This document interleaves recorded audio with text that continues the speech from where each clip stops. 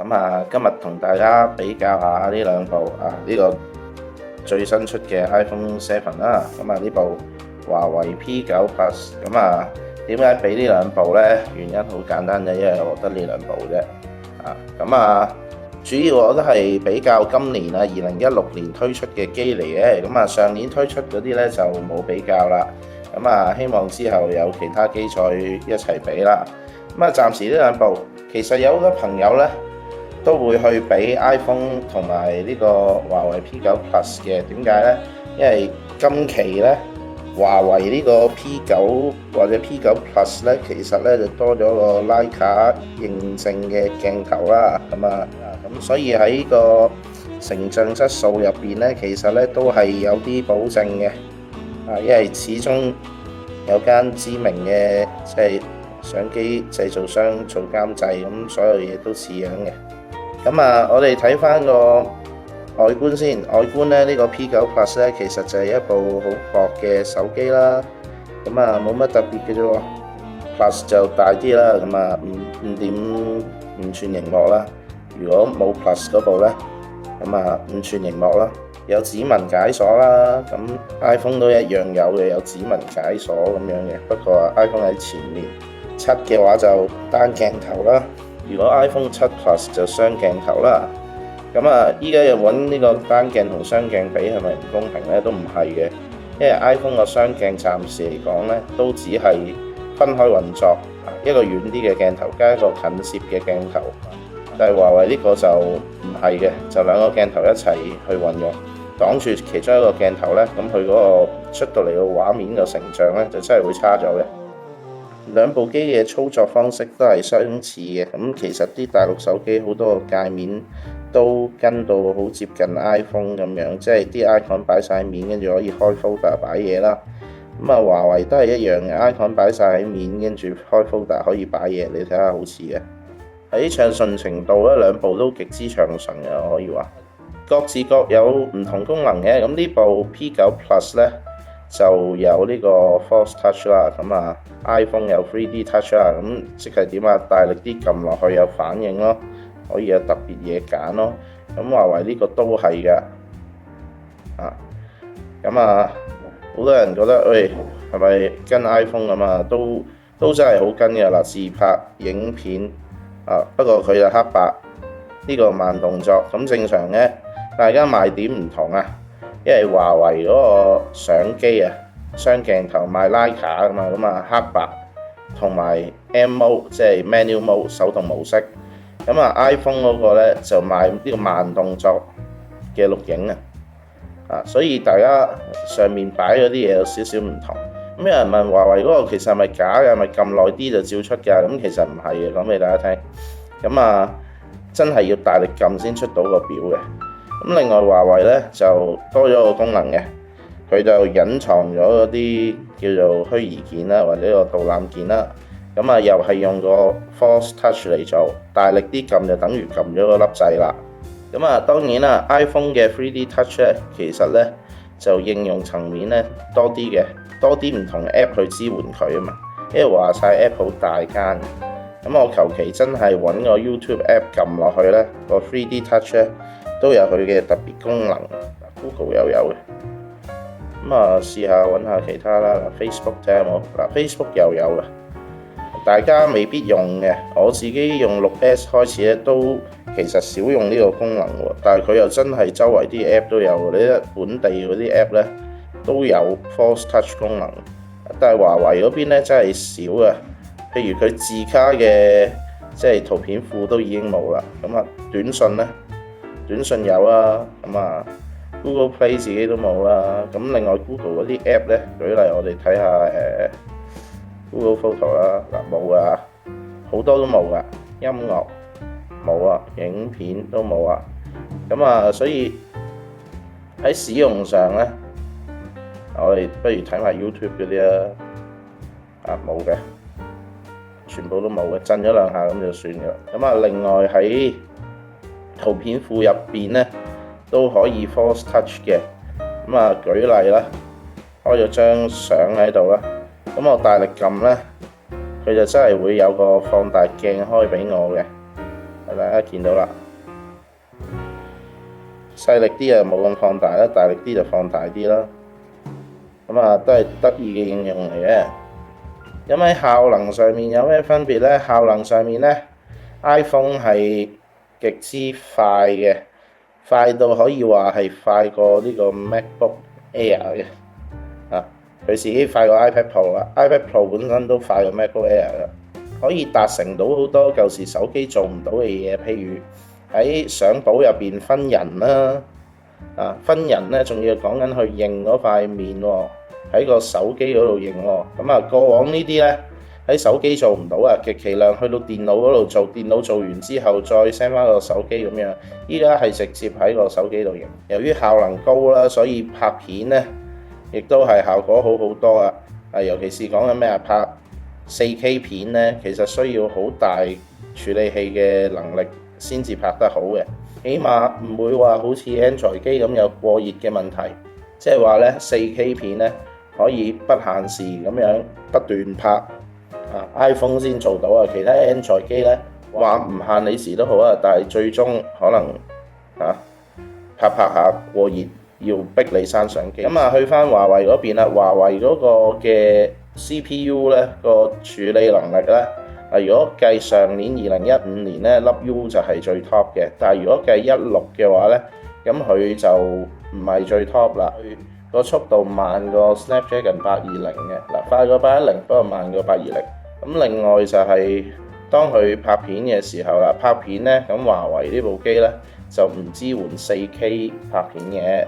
咁啊，最高只係支援到 1080p 60個 frame per second， 咁啊叫做爭咗一級啦。喺拍片上面咧，其實由於做防震咧，尤其是我哋講緊咧要做呢個軟件防手震咧，係需要大量處理器嘅即係 power 去做嘅。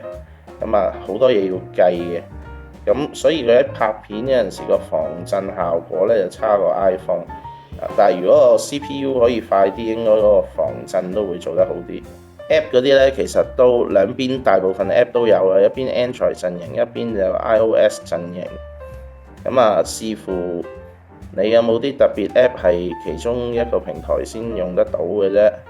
咁啊，否則都分別不大。特別再講個界面啦，不過好明顯係 iPhone 靚仔啲嘅。而華為呢個咧，硬係啲設計有少少唔靚啦，就係硬係唔夠和諧啊顏色上。咁有人覺得佢又難用到嘔嘅，咁又唔係嘅。你可以裝翻普通 Launcher 落去，裝個 Google 嗰個 Launcher 落去，咁咪變翻 Android 咁嘅界面咯，就不影響使用。如果你話因為個界面而唔用呢部咧，咁我覺得理由又唔充分，又唔成立嘅。見到我拿住啲即係開晒相機啦，咁啊比較個相機，大家係最關心嘅，因為好多時大家可能 upload 相咧，呢啲動作成日都做，咁啊就想影下相，咁啊甚至乎拍埋片添。咁依家直接比較下兩個嘅相機啊個功能。咁啊由最外表嘅嘢開始睇啦，界面。界面上咧，我哋先睇下 iPhone 啦。咁同過往極度相似嘅，咁有下面有唔同模式嘅，一路掃過去咧，就有得揀啦。全景相啦，影正方形相，即係一般講緊 IG 啊嗰種格式。一般相片啦、錄影啦、慢動作錄影啦、縮時攝影啦，即係咁啊。主要呢幾個功能，我哋先睇影相。影相嘅模式咧，上面有啲濾鏡可以揀啦，唔係好多嘅啫，冇㗎啦一版。好，咁啊，有自拍嗰個計時啦，10秒啊、3秒啊嗰啲咁嘅嘢，跟住有個 Live Photo 啦，Live Photo 即係話你影相嘅時候同一時間咧就可以拍埋個片咁樣。咁有 HDR 啦，即係提高嗰個 Dynamic Range 啊。好，跟住有閃燈，真係〜好簡單啫。咁另外咧喺拍片上面啊，拍片上面咧其實咧都真係冇功能可言嘅。撳落去可以對焦嗰個位同埋校嗰個位嘅光暗啦，上下推可以校啦，咁同影相嗰邊一樣啦。咁除此以外咧就冇特別功能啦。咁啊 iPhone 個相機就極度簡單嘅。華為呢個相機呢，就賣徠卡噶嘛，係咪？咁啊應該多好多嘢玩啦，同埋應該 Pro 啲啦。我哋先睇一睇啦。首先喺呢個相機界面入邊呢，你見到有呢個拍片同埋有影相啦。依家我哋就咁影相嘅啫，撳一下就變拍片啦。依家影片，撳翻一下去翻影相。好啦，先睇呢邊呢個轉到自拍鏡頭嘅，跟住呢度啦。呢度呢又係有啲 filter 喺度，你發現呢同 iPhone 嗰個好相似啊嚇，都係9隻 filter 喺度啊，冇多冇少啊。咁啊，另外呢度撳落去，咁啊原來有標準模式，咁啊有鮮豔模式，啲相呢就 sharp 少少 ，contrast 大少少嘅。另外仲有個流暢色彩，咁啊呢啲就類似大家喺 IG 入邊教嗰啲 setting 啊。教完之後，你見到有少少，好似有啲 low-mo 咁嘅感覺，又或者有啲拉卡感覺咁嘢啦。另外有個叫做景深模式，咁啊 iPhone 暫時未有噶，去到 iOS 10.1呢，即係大概去到年尾先會推出嘅。咁另外有閃光燈啦，咁啊我哋順便睇埋呢個景深模式先啦。景深模式咩嚟嘅呢？我哋攞嚿嘢喺度影啦。咁其實呢，我哋就可以校光圈啊。光圈影響到啲咩呢？就影響到個景深啊，即係前面清後面朦嗰啲效果。咁我哋一開始就停咗喺 F4.0 嗰度，影張相。影完之後呢，有咩特別咧？我哋去翻睇相嗰度先。咁啊，都係張相啦，後面朦朦地，前面清啲啦。咁但係呢度有個掣，我哋可以撳落去嘅。所以景深模式就係可以揀對焦個地點喺邊度？依家我係對緊呢個裝飾物啦，咁我可以揀咗後面個相機喎。一揀完點啊？後面個相機大家留意到係清咗，前面朦咗，撳翻過嚟先。再後面呢？喺度粒仔，再後面啦。見到後面隻公仔清咗啊！咁咧呢個呢就係可以先影相後對焦。咁有啲人就話：咦，好多機之前都有㗎咯。咁但係呢，其實喺操作上呢，呢個會方便啲。點解呢？呢個係單一次成像嘅。之前你有嗰啲呢係靠單鏡頭做呢，就佢要影2至3張相，你要 hold 住一陣。呢張呢就一剔過。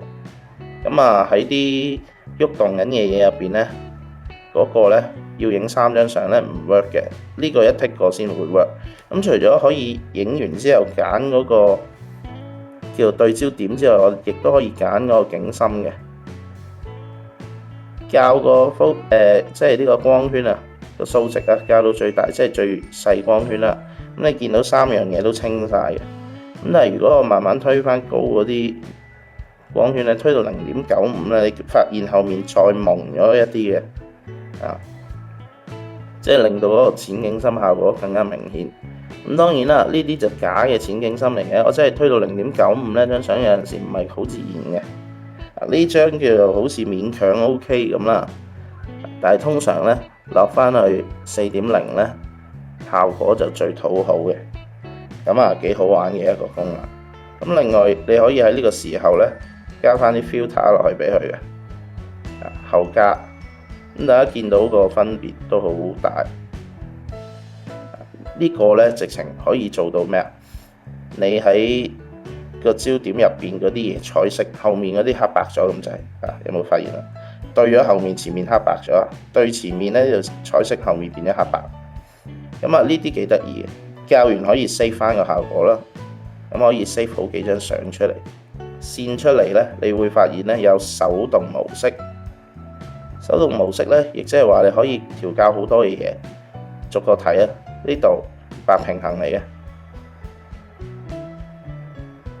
下一個對焦，對焦究竟係逐張咁樣對焦啊，不斷對焦啊，定手動對焦？嗱，手動對焦咧就真係自己校嘅，你見到清㗎嘛 OK， 呢個叫手動。咁啊，轉翻自動先。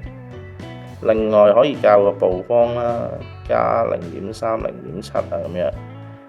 咁呢個咧其實同自動咧差唔多啊，不過你就係因應嗰個情況，可能啲嘢都影出嚟好似暗咗啲喎，咁你就加翻0.3甚至乎0.7咁樣啦。咁佢就自動地所有相同你加0.3、0.7咁樣。跟住啦，呢個就快門速度啦，咁啊有自動嘅，最快嘅4000分一秒，去到最慢嘅我哋一路睇下有幾多咯喎，5秒、6秒、8秒啊、25啊，最多去到30秒快門。跟住啦 ISO 啊，最細就50啦，微粒就最少嘅100。就越嚟越光一路上啦，但係越嚟越光，微粒越嚟越粗，去到最盡3200係好犀利嘅。最後呢個模式啦，就真係好少見嘅。呢個呢就講緊測光模式，咁啊佢有平均測光啦，即係根據成個畫面嘅光暗嚟調整嗰個曝光度要光啲定暗啲呢。咁另外呢，有個權衡測光啦。咁啊，即係話佢都係根據中間個點同埋附近嗰啲位嚟去做咁啊，即係佢唔係淨係睇住中間嘅，佢側邊都會睇啲嘅。咁啊，計翻個比重咁樣啦。總之中間係會重點少少咁嚟曝光嘅。最後有個叫做點測光啦。咁啊，個點有幾細呢？咁啊，真係冇人知啦。但係起碼可以見到呢，就係佢測光咧，其實根據中間一個好細嘅區域嘅，譬如我依家將佢指落個黑色嘅相機鏡頭嗰度咁，指完之後整個相片咧個曝光咧都增加咗啦，攞嚟就翻我要見到相機入邊嗰啲嘢。但係我當佢指翻落去張台嗰度咧，其他嘢暗翻晒。咁呢個咧就真係我要集中呢一點要做曝光嘅，咁我就教嗰個。咁嗱，唯一一樣可惜嘅嘢，呢部機咧就冇光學防手震嘅，咁即係話去到夜晚咧係會有手震情況。咁但係咧由於 ISO 嗰啲都可以調校啦，咁真係遇到手震，你真係可以將 ISO 爆到最高嘅，跟住你就唔會震咯。又或者聰明少少嘅做法 ，ISO 都係自動嘅，不過咧你喺個快門速度嗰度校翻個安全快門咯。咁以一般啲手機嚟講，比較安全嘅30分之一秒至到40分之一秒嘅快門速度，咁一般嚟講都唔會手震嘅啦。剩翻 ISO 值就等部機自動同你調校啦。咁於是乎我哋依家咧就試下影一張相啦，我就用中間呢個 mode 先。咁我就撳掣啦，我就撳咗啦。咁影咗張相啦，咁當然啦，你可能會覺得，喂，個鏡頭影得唔錯啊，幾 detail 啊，咁但係前面蒙喎，咁點啊？咁冇辦法㗎啦，咁因為本身依家啲機咧個光圈大咗啊，咁手機嗰啲光圈都係大咗啲，咁所以近嘢一定蒙㗎啦，咁呢啲自然嘅淺景深效果咯。話明電話咧，咁另一樣好緊要嘅嘢就係個音色通話個質素如何。咁其實華為嘅手機咧喺通話上面係好出色嘅，因為華為自己做開電信設備，咁於是佢自己手機嘅一啲特別功能，甚至乎一啲專利咧都係有嘅，咁絕對唔會輸蝕俾 Nokia 嗰啲咁嘅大品牌。咁至於 iPhone 其實都唔係細公司，咁喺個通話質素上都有一定保證嘅，但係相比之下，我就覺得華為咧嘅手機咧通話質素普遍都比 iPhone 好啊！咁我自己有用開 iPhone 6啦、6S 啦，同埋而家 iPhone 7啦。咁當年有用過 iPhone 3GS 咁樣啦，中間跳咗冇用。咁華為手機我都用過嘅。咁依家呢部 P9 Plus 啦，之前 Mate 8啦，再之前可能6 Plus 啊、P8 啊嗰啲都用過晒。其實通話質素都非常之好嘅。咁呢一代都冇例外。通話質素都好好，接收力好強啦。咁另外通話好清晰啦。咁最後講一樣嘢就係嗰個電池續航能力啦。咁好多 Android 機咧個死症都喺個電池嗰度啊，電池唔夠多啊，因為 Android 機普遍食電。但係喺華為手機入邊咧，食電問題咧並唔係一個問題嚟嘅。咁點解咁講咧？因為大部分啲大陸手機咧都自家有個手機管理器。將一啲好食電又成日運行嘅 app 暫停咗佢，甚至乎咧就即係關閉咗佢嘅。咁所以喺個食電問題並不嚴重。但係衍生咗有啲可能遲收信息嘅問題啦。去到呢一代嘅 P9 Plus 咧，其實嗰個問題好似都已經即係叫有方法可以完全解決咗啦。基本上都冇任何嗰啲問題發生過嘅。我哋睇翻嗰個電量嗰度先。我哋望一望啦。其實電量上面咧，一般咧就喺個設定入邊嘅。但係華為個手機就唔喺設定嗰度，喺手機總管。跟住我哋見到有電池撳落去。其實華為自己有唔同省電計劃啦。我其實已經校咗效能模式。校完效能模式就一定冇嗰啲收唔到 WhatsApp 嗰啲問題啊。如果你校智能模式啊，更加省電添啦。即係你啲 WhatsApp 唔係咁緊要，唔係成日 keep 住要收唔到會死嘅話，揀呢個智能模式係慳電好多添。另外佢亦都可以俾你選擇將 1080P 降格做 720P， 令佢更加省電。而個畫面望落去呢，其實係冇分別嘅。會睇到的多分別啦，但係用耐咗你又真係唔覺1080同720有太大問題咁樣。另外可以限制住一啲應用程式係可以喺背景運行啦，其他嗰啲唔俾佢運行。所以慳到好多電。另外亦都列咗啲最用電嘢，譬如呢度見到啦，最用電咪 Messenger、Facebook、WhatsApp 嗰啲嘢咯。其他嗰啲呢，基本上都唔乜用電嘅，你見列都冇列到出嚟。耗電程度呢個用咗成日，仲有54%電。依家夜晚10點零鐘啦，就快11點啦。大家見到呢，一個系統用電量上面呢，就核心程序自己用電啦 ，Google Play 嘅服務用電啦 ，Messenger、Facebook、WhatsApp、Gmail 嗰啲相機都用咗好少嘅啫，因為你唔係狂拍片，應該唔會太食電。一連串好多唔同嘅 app 其實用電量都好低。